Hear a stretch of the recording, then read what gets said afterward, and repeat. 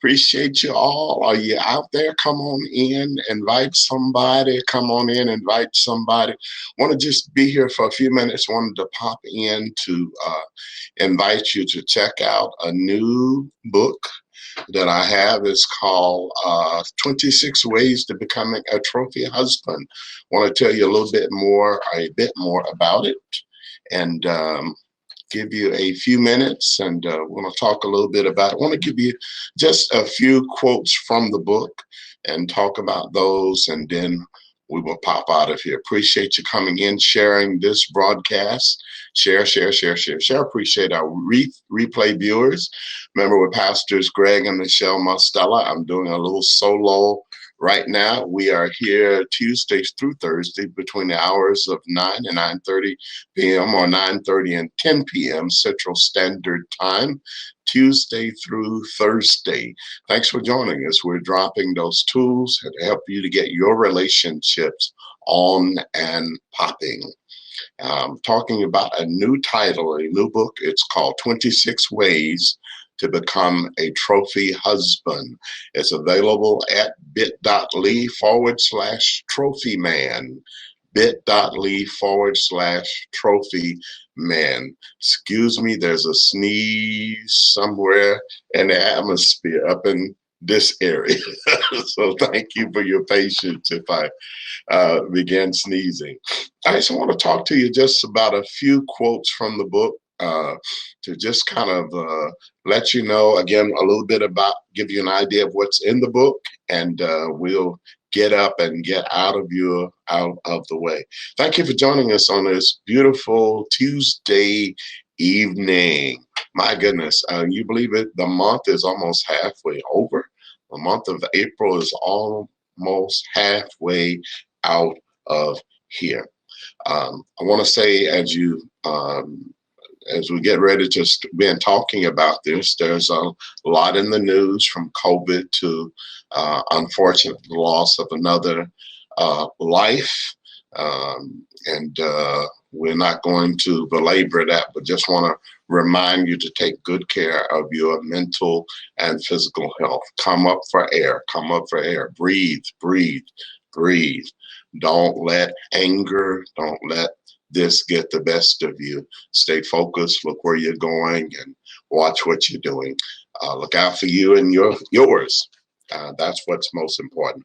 From 26 Ways to Become a Trophy Husband, I've chosen some of the things that I thought of as quotable. And the very first one is not so much a quote because it's not short enough for you to memorize, though some of you will. And you know who you are. you remember the whole thing. But it's a simple statement that's kind of the premises for this book. And it says that a husband who recognizes and appreciates his mate's strengths will not permit his ego to get in the way of progress. His family will love and honor him, and his children will be better prepared for life and marriage because they have a positive example of a father and husband. So that's part of the underlying idea behind the book. Wrote this book in mind. One things that we had in mind was I wanted to write a book to my younger self, to someone, the book that I wish I had had as a younger man. I think we make fewer mistakes when we are armed with proper information. At the time that I was a young man, there was not a lot of information available. And today there are even less incidences of dads being at home. The incarceration rate has considerably increased. And there are a lot of reasons why dads are not at home being dedicated, and husbands are not at home being committed. There's just a lot of too many reasons to even talk about. But I think our children do so much better when they have a positive example as to what a husband's supposed to do and a father's supposed to do. So, and the key part of that is recognizing your wife's contributions. There was a time when people thought anytime that someone mentioned a doctor, it was in context of a male doctor. When someone mentioned a lawyer, it was a male lawyer. But we have more and more female doctors and lawyers and other professionals. The CEO is now female. And it's important that we men recognize the unique, the wonderful contributions of our wives, and we do not lessen the value of those contributions. Now, even if she works at home, we have to understand and honor that as work. It's still work. You try taking care of your children. One day you'll go start raving mad. Try doing it for a week and she'll come home and you'll be talking to yourself, right? There's some things that you are not equipped to do, but there are guys who are doing it, and we don't want to take that away from you.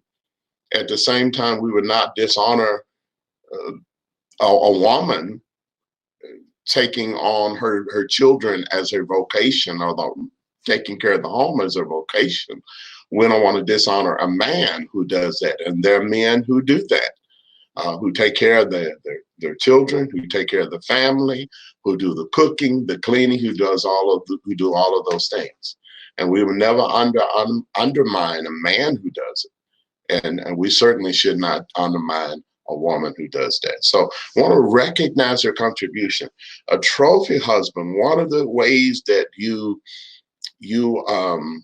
obtain that status, and that you recognize that her contributions are equal to your own. Yours are not any greater than, you're still contributing. And you get whole by both of you contributing. And I think if we ever get that, if we value her, if I value her the way I want to be valued, guess what? We're going to have a wonderful relationship, right? So becoming a trophy husband, this is the first quote that I want to share with you. Becoming a trophy husband is one of the ways of making your marriage affair resistant. Becoming a trophy husband is a way of making your marriage affair resistant. Now, can we make it marriage proof? As long as they're human beings, probably not. People will be people. Things will happen. Things will change. The perfect storm. My wife, Pastor Michelle, mentions the perfect storm may come up. And a person who absolutely loves and adores you and would never do nothing to hurt you, because the situation has come up where the perfect storm arises, that person may make a mistake. That person may cheat, right? But we hope that's not the case. But becoming a trophy husband will help to assure and help to make your marriage affair resistant. Avoid being so busy making a living that you're not making a life. Very often we complain that we don't have the energy, we don't have time, we're unable to do this or that, we're unable to really engage with our spouse, we're unable to take time talking about books and talking about world events and having discussion, or just taking time to take a walk, having time with each other for meaningful conversation. Other than, when we want to,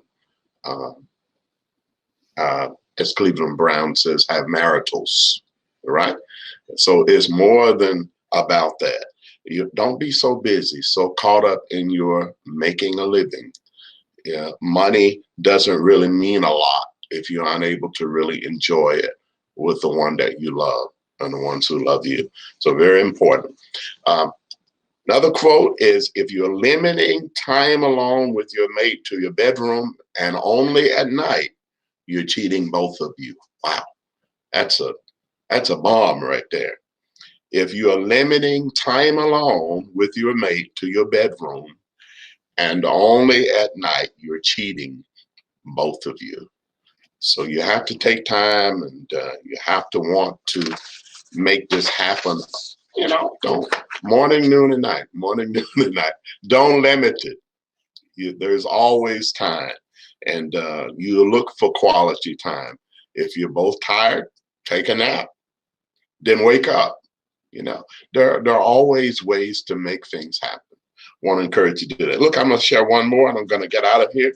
This was not meant to be a full broadcast, just to share a little bit about 26 ways to become a trophy husband. You can find it at bit.ly/trophy man. That's one word, trophy man, right? So, trophy husbands, how do you become one? How do you obtain the trophy status?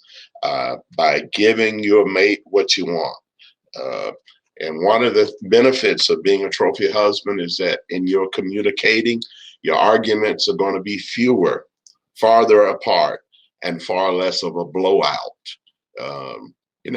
I think everybody, and we call in our relationship and our marriage, we call arguments meaningful, intense moments of fellowship. Intimate, yeah.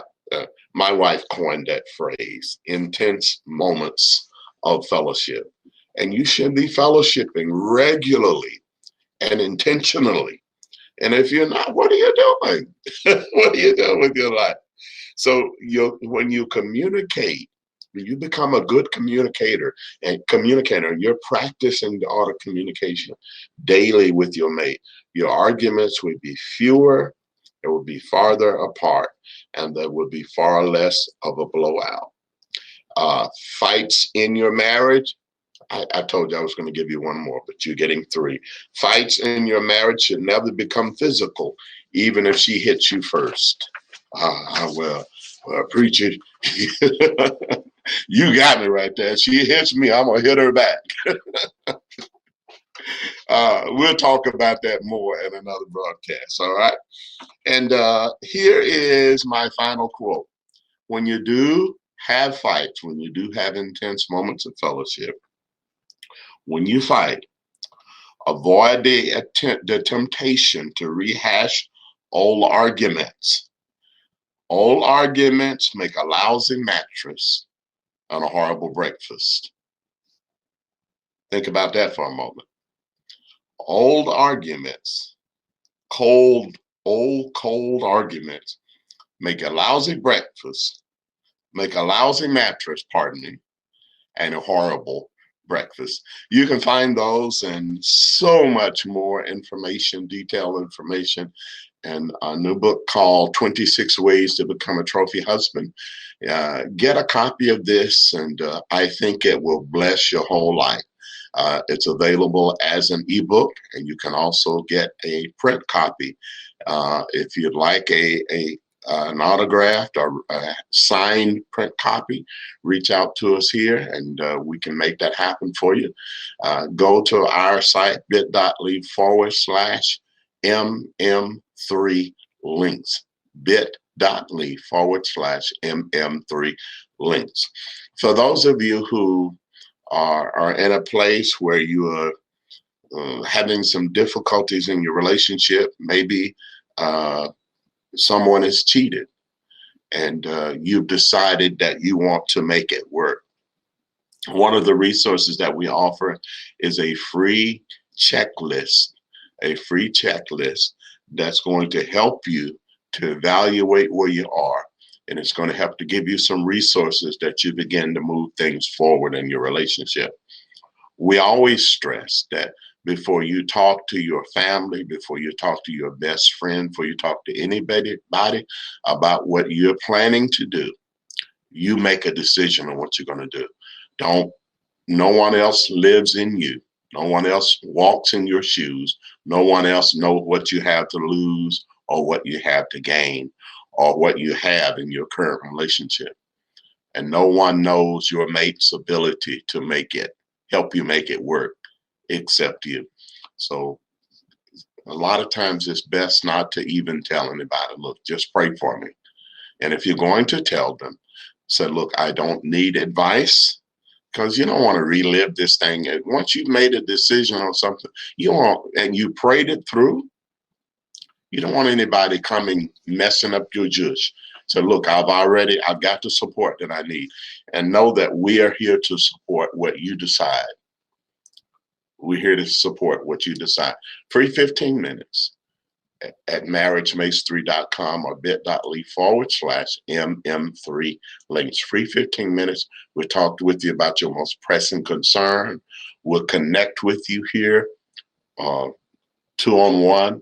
Pastor Michelle and I will join you. We'll talk about where you're at and help you to work through it. You get a chance to tell us how we can help you. And I believe that with one of our programs, one of the tools is going to be the key to help you to get to your place of breakthrough. We love you guys and appreciate you so very much. We always appreciate the opportunity to come into your homes and to connect with you here. And especially appreciate that you trust us and that you value our advice and that you value the tools that we bring to the table. Thanks for joining us. Again, this is Pastor Greg Marcelo. Talk to you a little bit about giving you some quotes from my new book that is entitled 26 Ways to Become a Trophy Husband. Join us tomorrow night here on Marriage Makes Three, #MM3, let me get it right, GD and me, #GD and me. We love y'all. Don't forget to join us on the HAPS social media, and join us over there.